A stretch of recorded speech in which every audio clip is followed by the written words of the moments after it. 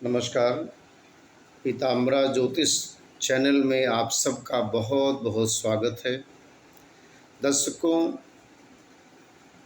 Live astrology के क्रम में आज बताने जा रहे हैं कि अष्टम भाव क्या होता है और अष्टम भाव में ग्रह आ जाएं तो जीवन पर क्या उसका प्रभाव पड़ता है। अष्टम भाव हमारे शास्त्र में, ज्योतिष शास्त्र में कहा गया है कि 6, 8, 12 ये भाव अच्छे नहीं होते। 8वां भाव मृत्यु का कारक भी मृत्यु भाव माना जाता है और अष्टम भाव जीवन साथी के भाव से दूसरा है। तो जीवन साथी का स्वभाव कैसा होगा, उसका खान पान कैसा होगा, ये भी देखा जाता है।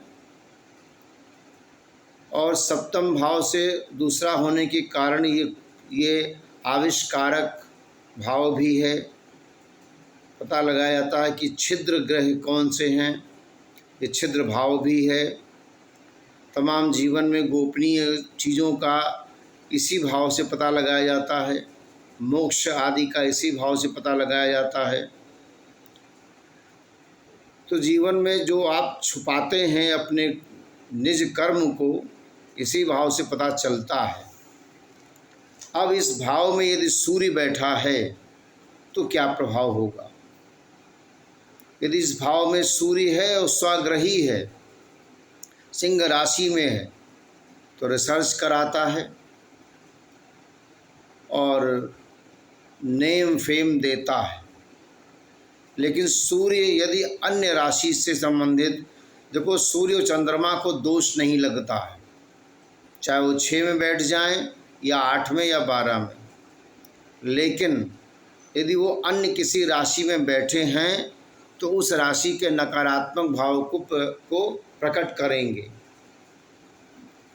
यदि चंद्रमा यहाँ बैठ जाता है तो अल्पायु योग माना जाता है।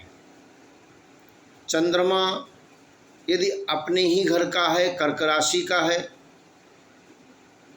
तो तमाम तरह की समस्याएं जल से हो जाती, जलीय तत्व की हो जाती है। जैसे पेट में समस्या हो जाना, गले में समस्या हो जाना,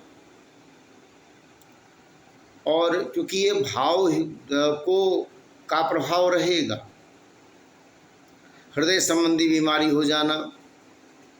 यदि यहाँ पर लेकिन चंद्रमा यदि वृषभ राशि का है, कर्क राशि का है, तो अच्छा फल भी देगा। यदि उस पर पाप ग्रहों की दृष्टि नहीं है तो यदि मंगल बैठ गया तो संदेह शक हो जाता है। अपने ही जीवन साथी पर संदेह होता है, अपने आसपास के व्यक्तियों पर संदेह हो जाता है और तमाम तरह की खोजी प्रवृत्ति हो जाती है। अनायास जमीन के अंदर की वस्तु धन प्राप्त हो जाता है।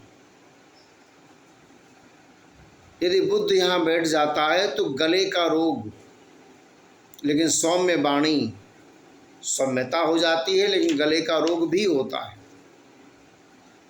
यदि बृहस्पति बैठ जाता है यहाँ अष्टम भाव में तो तीर्थ में जाने वाला, योग आदि करने वाला, लेकिन मुख के रोग हो जाते हैं, लेकिन स्वास्थ्य बड़ा लंबा होता है, यानी कि जीवन बहुत अधिक लंबा होता है, दीर्घजीवी होता है।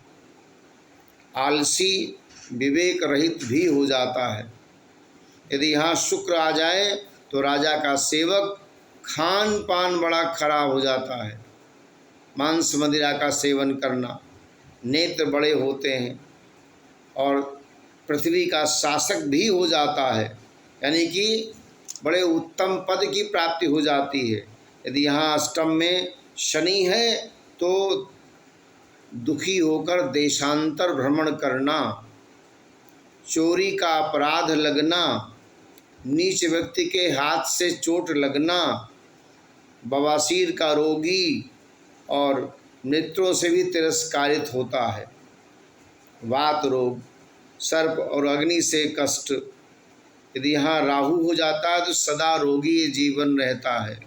दुष्ट, चोर, कायर, धन से संपन्नता कभी कभी आ जाती है और बड़ा मायावी होता है, जीवन अल्प होता है, अशुद्ध कर्म करता है, वात रोग होता है, संतान अल्प होती है और लिंग गुदा में पीड़ा होती है, प्रमेह रोग हो जाता है, धर्महीन, क्रोधी, बुरा आचरण करता है। यदि केतु यहाँ अष्टम भाव में होता है तो बवासीर, भगंदर, हाथी घोड़ा सवारी करना, धन की रुकावट, और अगर 1 2 3 9 8 है यानी 1 2 3 यानी मेष, वृषभ, मिथुन और 9 मतलब धनु, 8 मतलब वृश्चिक राशि का है तो हमेशा धन का लाभ मिलता है। लघु जीवन होता है और प्रियजनों के वियोग से दुख होता है और राहु के समान फल देता है। दूसरे की स्त्री में रत रहता है, शुभ ग्रह देखता है तो धन होता है, लेकिन नाना प्रकार की वेदना से भी मृत्यु होती है। तो इस तरह से ग्रहों का फल ये हमने सूक्ष्म बताया है। एक एक ग्रह का फल अलग अलग होता है, उनकी दृष्टि, उनमें और अन्य ग्रहों की युति और इससे अन्य ग्रहों का संबंध, भावात भावम, ये कई चीज़ें देखी जाती हैं। ये सामान्य बताया है कि इस तरीके से फल अष्टम भाव में ग्रह हैं तो देखा जाता है। अगले उस वीडियो में आपको नवम भाव के फल की बात करेंगे। नवम भाव धर्म भाव होता है तो उसकी बात करेंगे। सामान्य चर्चा भी कर रहे हैं, बाद में फिर इसको और विस्तार में अपने वीडियो में देंगे।